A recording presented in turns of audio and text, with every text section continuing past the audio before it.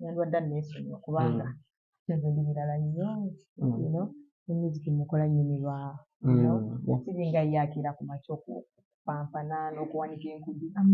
You know, I survive without music. And I get my money, I put it into music. I think chikola kwagala. Sina kubeera mpifuna. Byenfunyemu bijje byokka.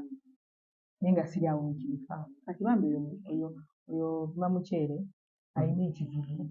Tebola baavuma buli muntu. Kuziye nga ye naye ng'omuntu.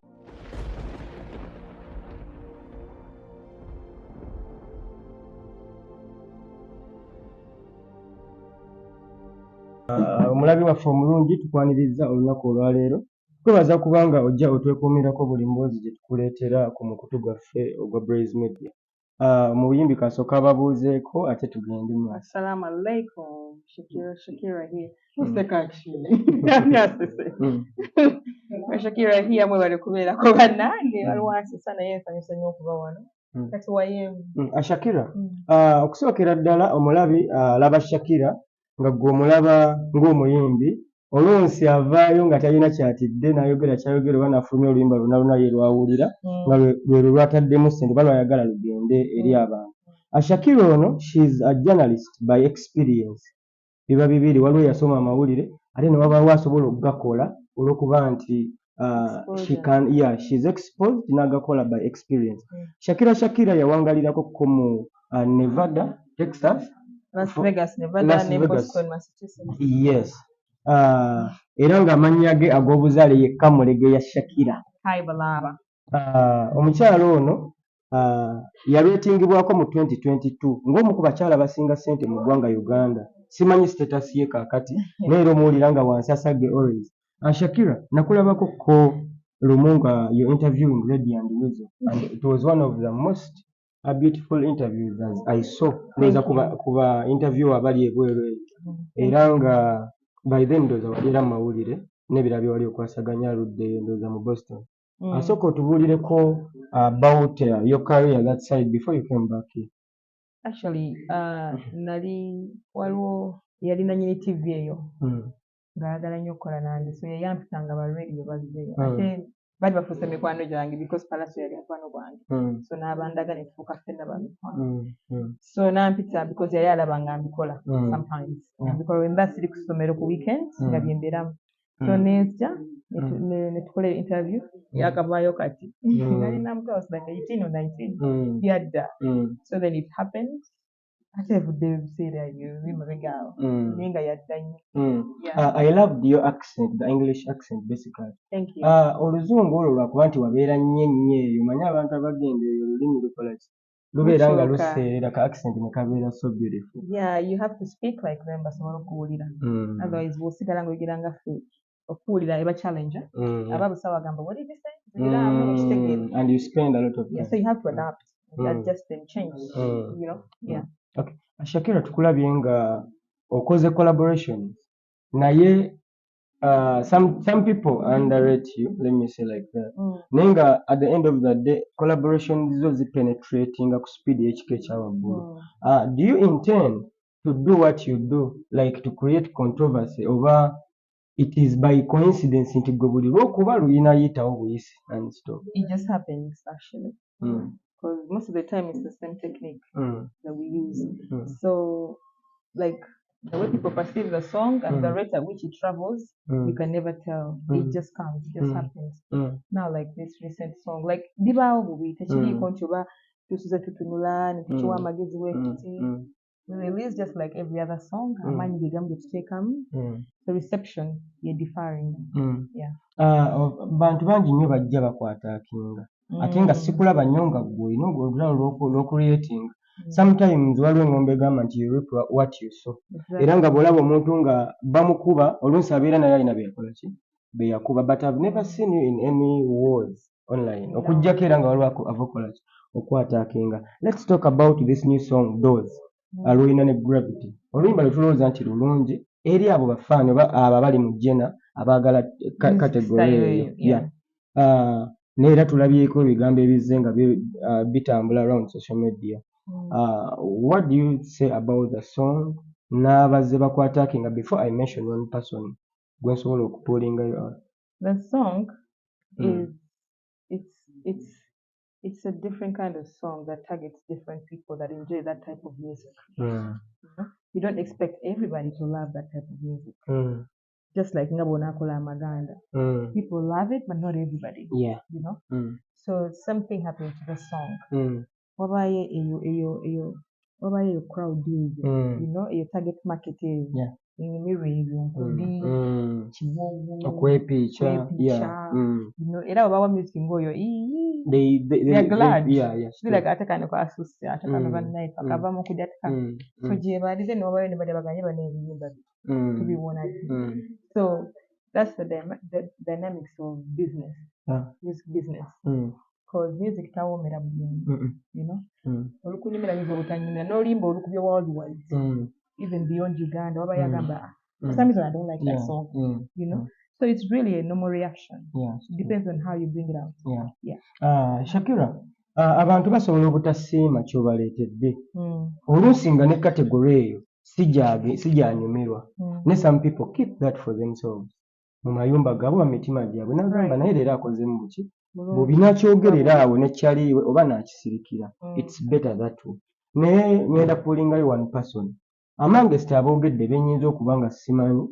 Some people use their platforms and they attack other people's brands. Talk of ex wa Jostede, Prima Lusania waku Impala. Prima nalabye nga agezaako kukwataakinga Igwe ne Gravity. The same way she did to the Six Killers. Nze newunya n'okwewunya bakyo kimuwulisa bulungi. Okuvuma abalala doesn't make her feel beautiful. Doesn't make her feel like a winner. Zinewunya abantu bwe batyo. Ate ziyageze n'ataaki ate zigwataaki ate yandwadda neesonyiwa kubanga nze ndi birala nnyo, you know, emuziki mukola nnyumirwa, you know, siringa yaakira ku makyo okupampana n'okuwanika enkudi. I'm not, you know. I survive without music, and I get my money, I put into music. Ate nkikola kwagala, sina kubeera mpifuna. Byenfunyemu bijje byokka naye nga siri awo nkifa. Kati bambi oyo vuma mukyere alina ekivuvu tebolaba avuma buli muntu kuzi ye nga ye naye ng'omuntu si musanyufu her life kyasuubiramu emiti kyalina oba bizinesi engeri gyagisuubiramu otambula si bwetambula. Kati alaba bino byazala babiri biyitawo bitya ebyo ne bitayitawo. Kati bwe busungu obwo obungi bwaleeta ku baana abato. Kati n'avuma buno baani abaana baazala n'okuzaala balina okubuulirira. You know what I mean? Like there's a better way to talk to people about their mistake or about what you think is wrong than throwing insults. You know? And besides that, kiba tekikuwoomedde abala kibawoomera. Waliyo bekiwoomera. Just like your food. I don't know how many times I've said this. Nireyo tewooma naye tekitegeeza nti teri batagikuba. Kyavaako era bakana kunaakola ki? Era osanga abawulu batudde wali tebalina kyakukola nga bamala gakola. Wali olidde ku lusaniya lwe? Nalulyako ne ndugulira n'abasiibi ne bagamba siddamu dikola ki tubagulira. Be serious by the way. Nabirabira ku Jasmine yabipositize ne mugamba manye emmere mu kamera n'engeri gy'erungi. Nta mmere kyeyo yagonga mukyeri, prima mukyeri. So ne mugamba mpereza ku nnamba gye bakuba. Supporting. Yes. Njagulira abasiibi. So n'agifuna. Naye basireka bagamba Shaki. Toddamu gitugira tetuwoomye naye leero tuli ewalala. Gende we nalyayo nakwata leftovers nesitwalira sikaali wange. Sikaali n'agamba but which kind of food is this one? Nga temuwoomera. Nga sikaali tolina sse kuwadde emmere yabwere kasata kulwaza lyabuli. Nengenda ne ku snap yange ne posting nga abantu ngire mukole ki muwagire kubanga mmanyi kwalya. You know? Naye kati yavaayo n'avoola abaana. Manyi avuma abantu balina ebibiri ebikadde. Gwe manyi enfuna yaabwe. Gwe olina ebipya yambala ebipya. Why are you concerned? Gwe oyagala obeera ku TV bakulabe mu bumpi bwo. Gwe oyagala obeere buli wamu. You know what I mean? Like you can still be nice abantu ne bakutegeera. You don't have to be rude.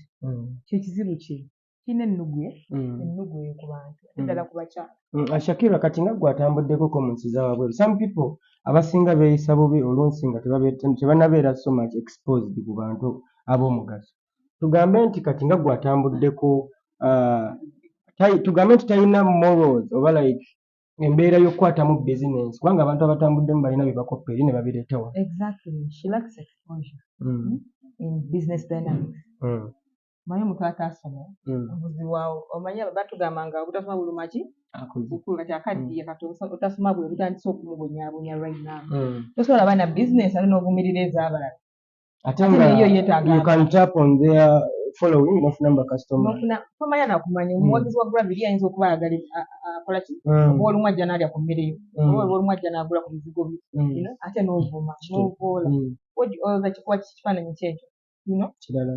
So like she does not have that understanding tagitegeera ya business kyobola balowooza okuvuma abantu ne bamuwaana kino kimwongerako muli munda ali sad because amanyi tafunamu baazalawo bye bafunamu kati ye amanyi nti wakabi naye ate teri amuwaaki siri amuwabudda nesinaabuye which is wrong alina okwetereeza owaŋambye atunda na Caroline ebizigo kati oba olina enziro ku mutima eyo oba olina okumira Caroline oyo ayiruse omutima gwo obeere nga kyoli saadi oleme kweruka kungulu kokka ne mundu obeere mukyamufu mweru ng'oyagaliza industry is all about kweyagaliza nabukweyagaliza abateyagaliza obalaba n'abeeyagaliza obalaba kati yaafulingamu eyo umbrella yetagomera Caroline omutima ne gutereera. Shakira tulaba nga let me say that y'oluyimba lwammwe olwa Doors specifically video mwajja mutya ne concept the creativity in it oba oliawo esise attention ey'aba haters n'abantu abalala bazze bakomentinga ku luyimba who came up with that idea oba concept? Videographer ne Gravity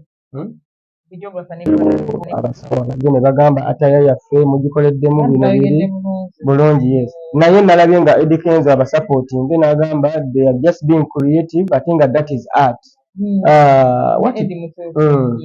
Naye kati bali endowooza yaabwe endala bafa bali mu business endala naye engeri gye bakidelivering eri respectful ate beetaaga they are worth whatever they're asking for, like you can give it to them. They want an apology, you can give it to them because they are polite about it. So yenjawulo eyo gyegamba ate tosuubira buli muntu kwagala kyokola tosuubira buli muntu kwagala Shakira tosuubira buli muntu kwagala Gravity bibaawo you just accept whatever life throws at you.